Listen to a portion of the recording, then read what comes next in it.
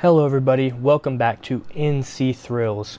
And if you don't know already, this Sunday, Six Flags America closed forever. Yes, November 2nd, 2025 will be a day that will live in infamy as Six Flags America died. I made my first and only visit back on July 2nd, 2025. And I had an interesting day. I mean, I can't say it was a bad day, but it was not a great one. I rode every single roller coaster that was operating at the park. And today I'm going to rank those up in memoriam of Six Flags America. Here we go. First up, coming in at the number 9 spot. I mean, come on. What else would it be? It is Great Chase. Yes, the Zamperla Gravity Coaster. Basic layout. It's one of the older models, and it is one of the roughest kiddie coasters I've ever been on. It was pretty janky, so that's why it's here at the bottom, and it's a kiddie coaster. Again, it goes up the lift, does a little turnaround helix, bunny hill, turn into the station. You already know. If you saw my Hershey Park video, you know I basically ranked this ride. But yeah, that's why it's at number 9. It's a kiddie coaster. It's not the best of kiddie coasters, so it's at number 9. Okay, on to the number 8 spot. We have Roar, the GCI wooden coaster from 2000. I'm a big GCI fan, but there's a big but. Their early stuff just did not hit whatsoever. I rode Lightning Racers at Hershey Park literally the next day. I rode Roar, and it's toothless. It was fairly rough, but not terrible. It was completely bearable, but it just had no bite to it. There was 0 airtime, 0 positives, 0 laterals. It was completely forceless. It was like riding Hoosier Hurricane at Indiana Beach. It was a boring ride. I got one ride on it near the back, and it just did nothing for me. So that's why it is coming in at number 8. And at number 7, we have Firebird.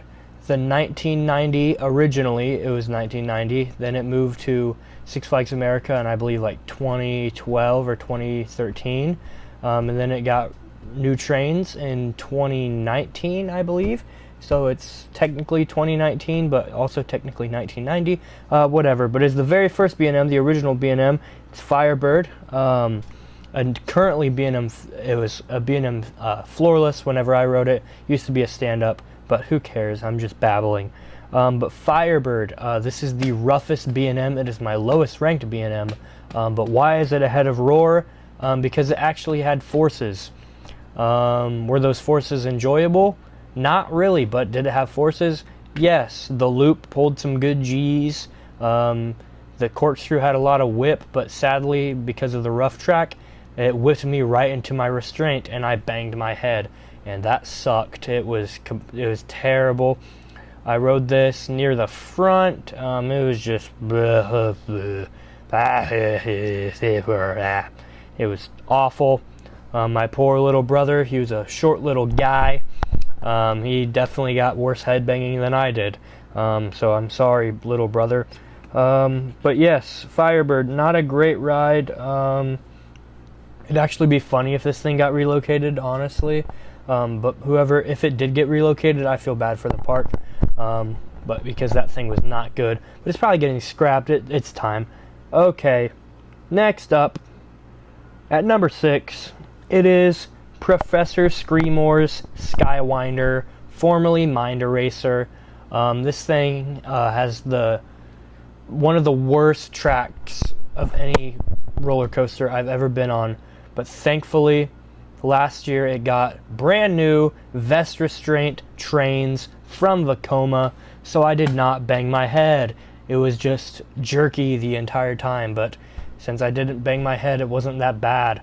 but it's an SLC and not a good one. So that's why it's down at number 6, but I did not bang my head. That's why it's ahead of Firebird, and the layout is better than Firebird. The SLC layout's actually pretty good, but whenever you get the roughness and whenever you get the head banging, it just ruins it, and it sucks. It's annoying. Okay. Next up, number 5, we have what was formerly the oldest operating coaster in the United States, but now it's not operating, so it's just a thing of the past. It is Wild One, the 1917 PTC wooden roller coaster. This thing, it was writing history. I could tell you that. It was definitely writing history. No airtime, but it was fairly smooth. The helix pulled some good forces. But all the airtime hills, they didn't really hit. It was cool going through that rock structure. It's really just a thing because of the history, and it's sad to see it go. Maybe they relocate it. Completely doubt it.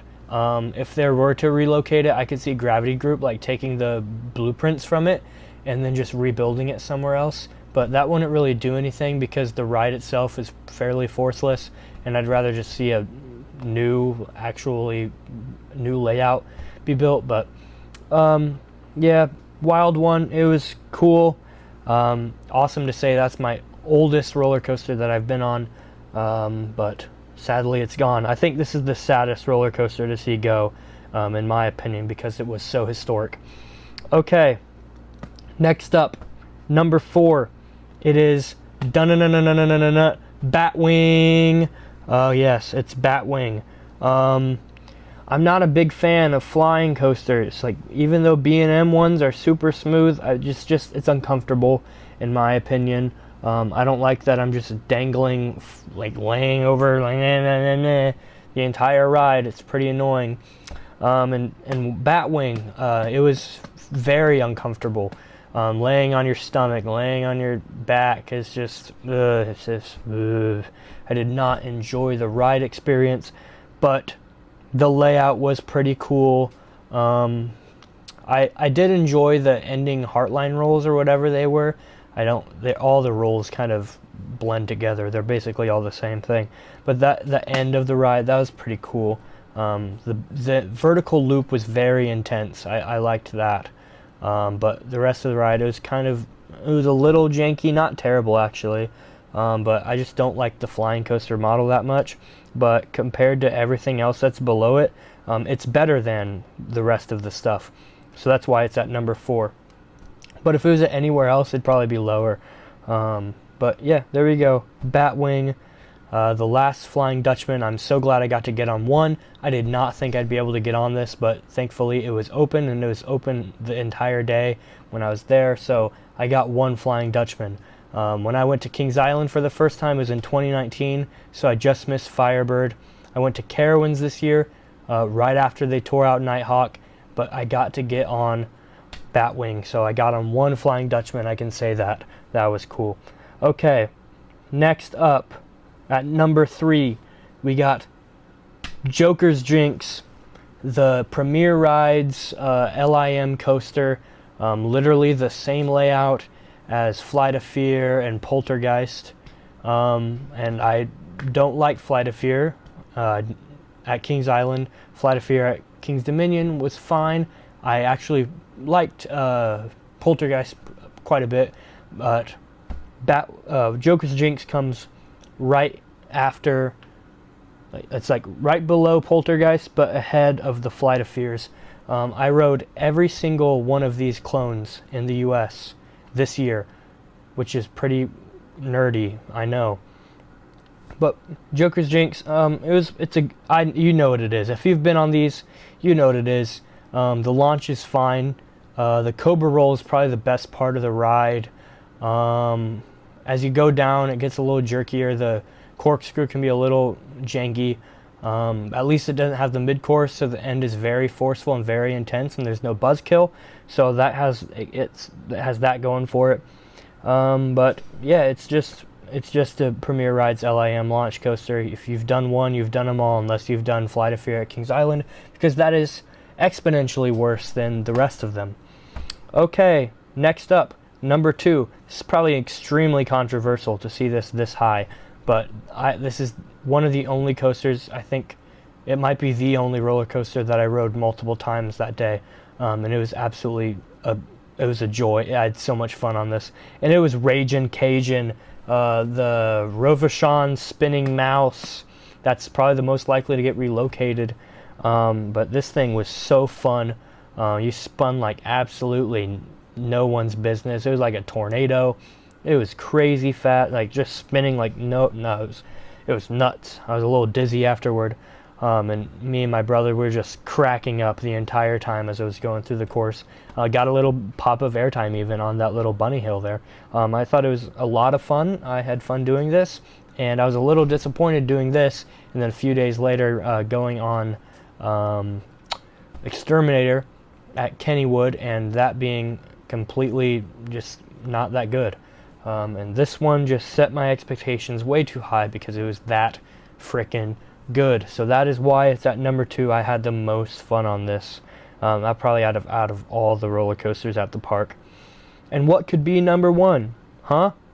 There's only one option that could be number 1, and it is obviously Superman Ride of Steel, the second ever Intamin Mega Coaster, and it shows that straight track. Oh my gosh.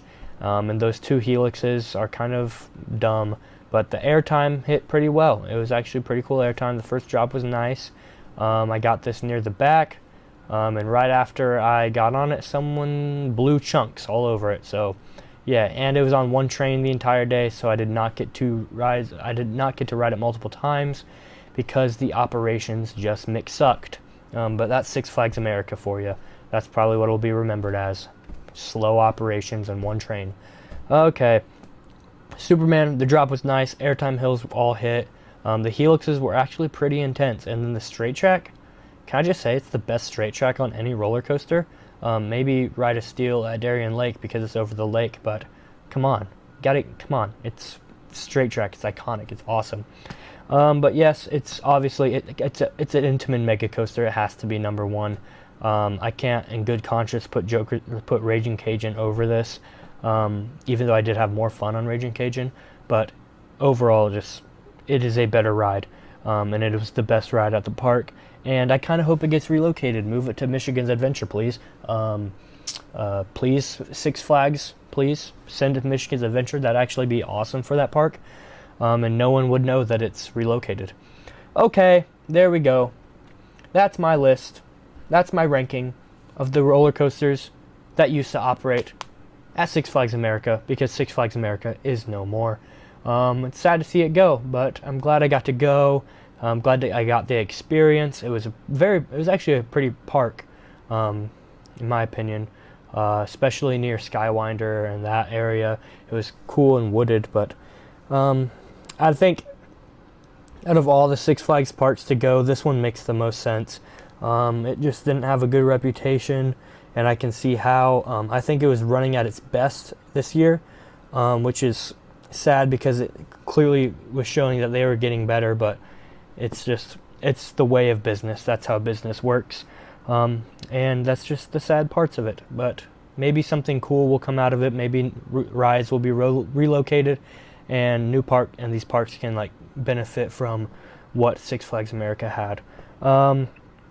Thank you for watching. If you're new to the channel, make sure you subscribe. It helps me out a lot, and it is completely free. I do not gouge your money. Make sure you comment. Put down below what your rankings of the park is. What you thought of my rankings. I'd like to hear that. I read all of the comments, so send them down to me. Let me see what you thought. I'd like to see your guys' engagement. If you are subscribed, hit that notification bell. I post videos every Friday at around 1 o'clock, or if it's not 1 o'clock, it's in the afternoon sometime, but sometimes I can't get to it in time. But whatever. Have a good day.